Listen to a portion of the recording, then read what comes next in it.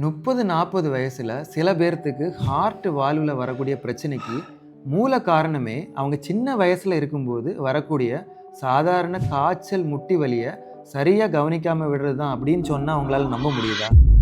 வளர்ந்த நாடுகளில் heart valve பிரச்சனையே 70-80 வயசுக்கு மேலே தான் பார்க்குறோம். ஆனால் வளரும் நாடுகள் எஸ்பெஷலி ஏஷியன் கண்ட்ரீஸில் ஹார்ட் வால்வு பிரச்சனை 30-40 வயசுலேயே பார்க்குறோம். அதுக்கு காரணம் தான் ருமேட்டிக் ஃபீவர். ருமேட்டிக் ஃபீவர்னா என்னென்னா 5-15 வயசில் ஒரு வகையான பாக்டீரியல் இன்ஃபெக்ஷனால் வரக்கூடிய காய்ச்சல், சளி, இருமல். பெரும்பாலான பேருக்கு அது சரியாகினாலும் சில பேர்த்துக்கு அவங்களோட ஓன் பாடியே அந்த பாக்டீரியல் இன்ஃபெக்ஷனுக்கு எதிராக உற்பத்தி பண்ணுற ஆன்டிபாடிஸ் அவங்களோட ஜாயிண்ட்டையும் ஹார்ட்டையும், அதாவது ஹார்ட்டோட வால்வையும் பாதிக்க ஆரம்பிக்கும். ஆரம்பத்தில் அது ஒவ்வொரு ஜாயிண்டாக வலியும் வீக்கமும் உண்டாக்கும்.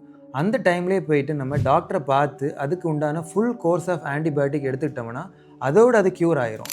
அந்த டைமில் அதை நம்ம சரியாக கவனிக்காமல் விட்டோம்னா ஜாயிண்ட் பெயின், ஜாயிண்டில் வரக்கூடிய பிரச்சனை சரியானால் கூட அந்த ஹார்ட்டில் ஆரம்ப காலத்தில் வந்தக்கூடிய பிரச்சனை சரியாகாமல் 20 வயசு 30 வயசு ஆகும்போது அது ஹார்ட்டில் உள்ள வால்வு கடுமையான சுருக்கமாகவோ இல்லை லீக்காகவோ நிற்கும்.